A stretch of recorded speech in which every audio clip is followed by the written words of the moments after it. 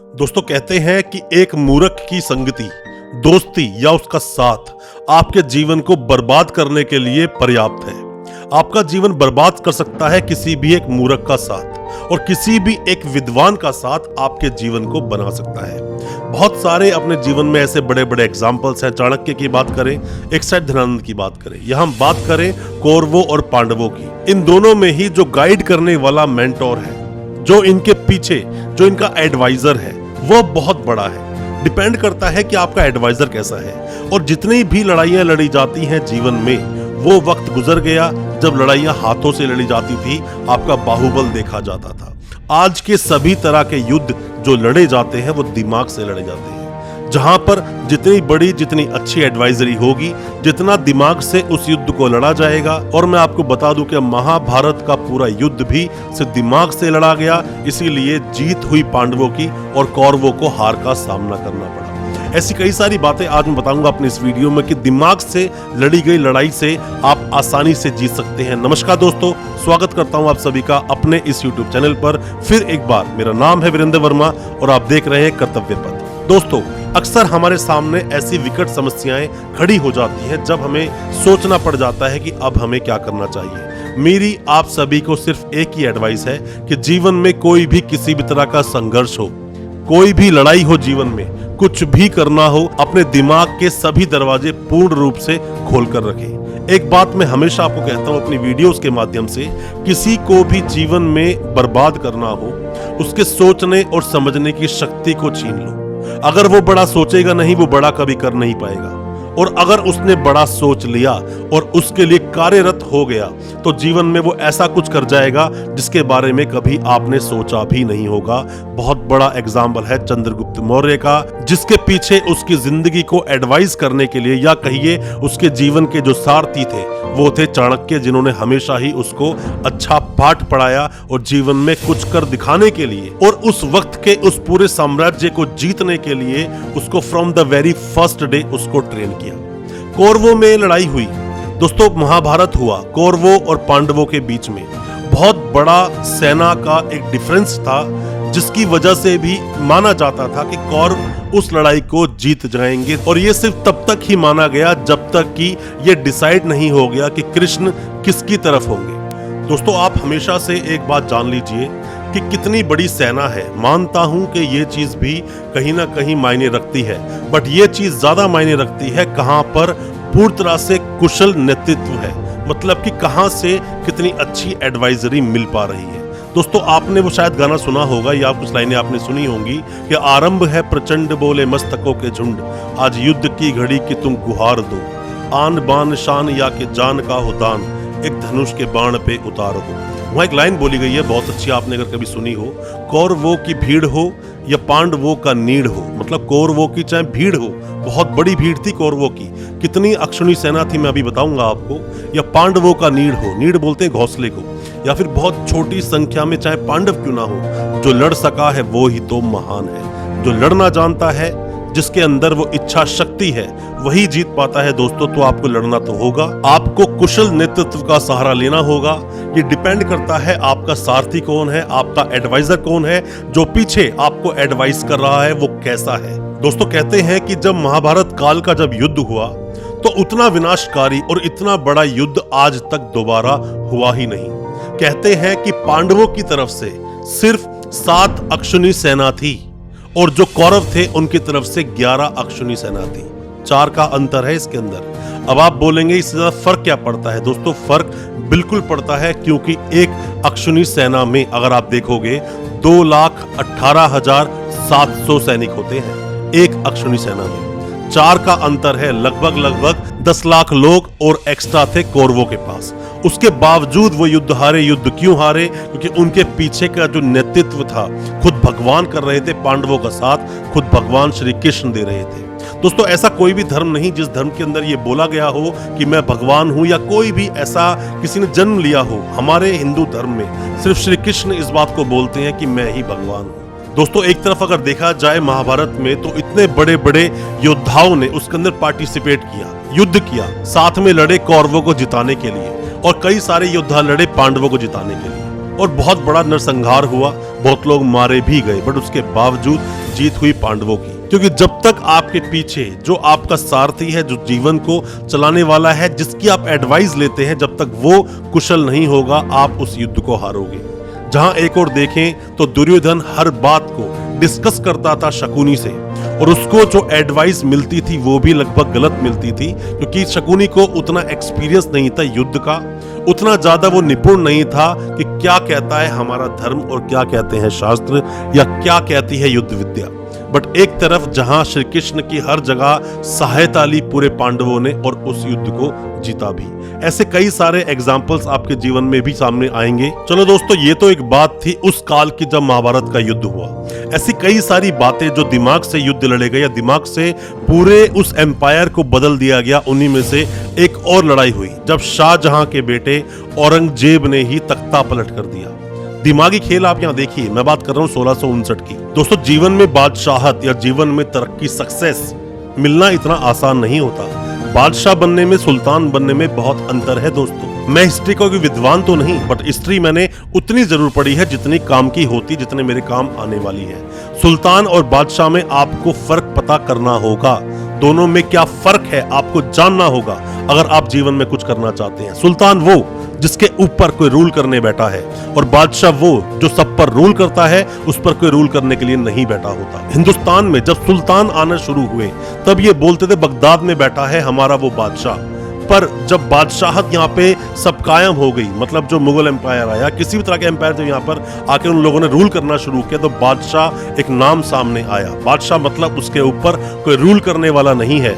आप अपने आप को बादशाह बनाना चाहते हो सुल्तान, ये आप पर निर्भर करता है। अगर जीवन में सभी विषम परिस्थितियों में भी आप लड़ पाए, मतलब उन सभी कठिन परिस्थितियों का सामना आप निडर भाव से कर पाए, साथ में ही बुद्धिमान रहे, तो ही उसका सामना कर पाओगे, तो ही आप बादशाह बनोगे।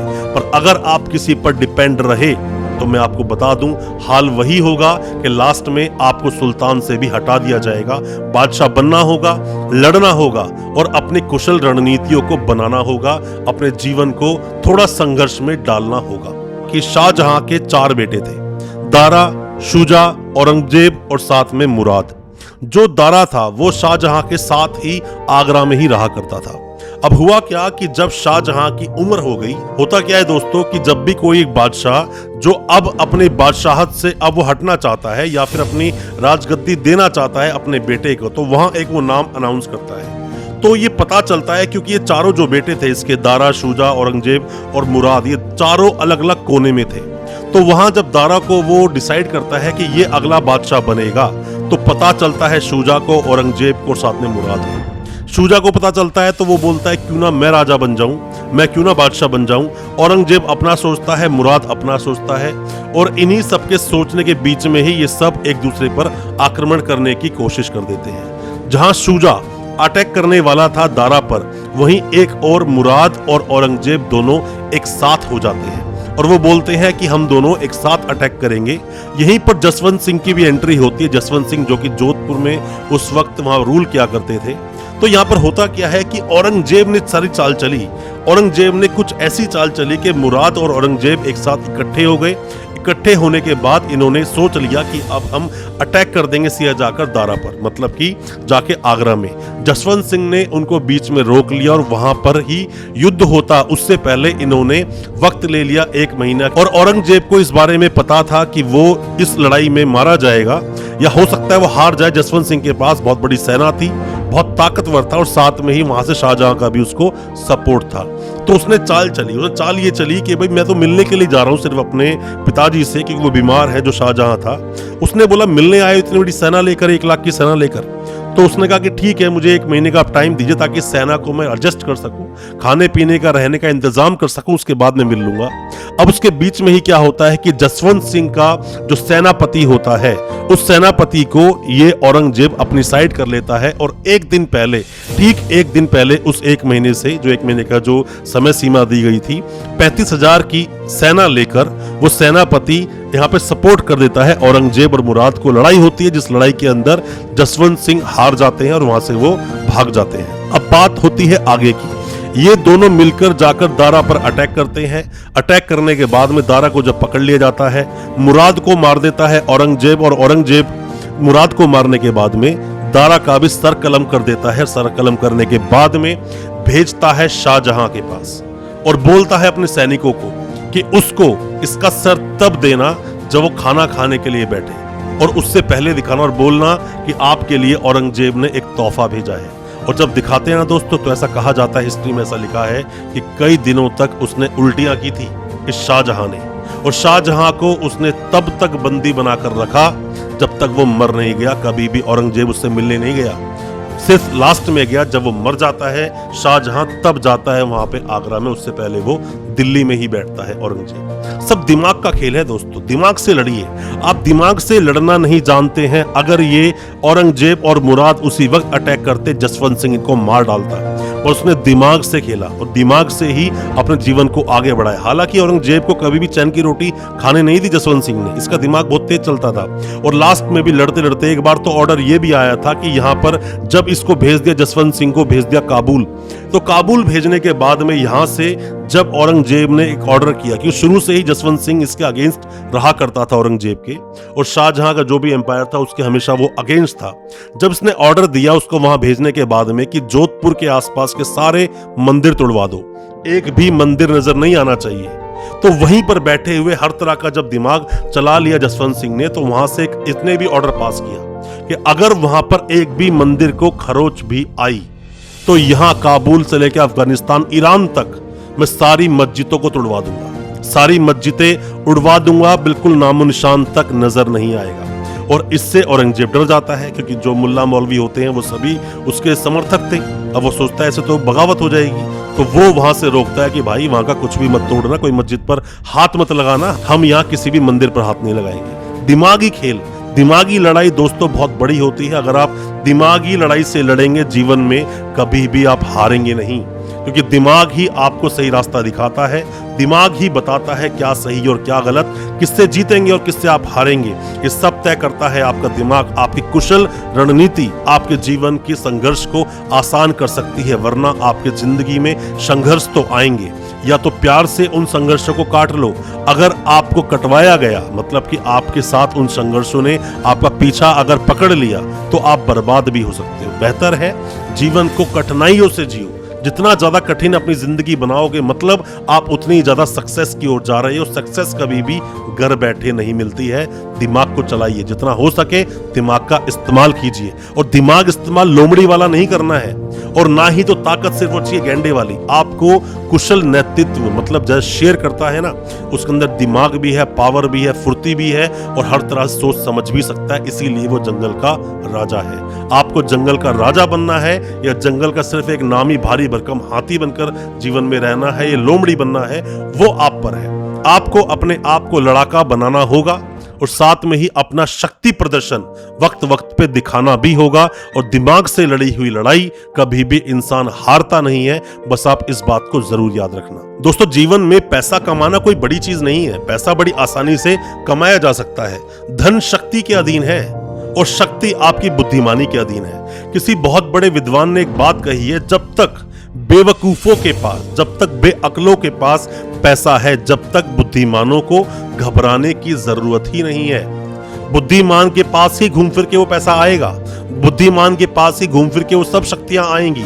बस आपको इंतजार करना होगा और सही तरीके से प्लानिंग्स करनी होंगी, प्लानिंग करके आगे बढ़ना होगा। दोस्तों, मैं उम्मीद करता हूं आज हमारी इस वीडियो से कुछ आपने मोटिवेशन लिया होगा, और अच्छा लगा आज का हमारा वीडियो। हमारे चैनल को अभी सब्सक्राइब करें, साथ में लगा बेल आइकन जरूर दबा दें, और हमारी वीडियो को ज्यादा से ज्यादा अपने दोस्तों, परिजन, परिवार में शेयर करें, ताकि हमें और मोटिवेशन मिल सके। इस तरह की वीडियोस, नई नई वीडियोस हम आपके लेकर आ सके। बहुत बहुत शुक्रिया दोस्तों, धन्यवाद हमारे इस वीडियो के साथ बने रहने के लिए।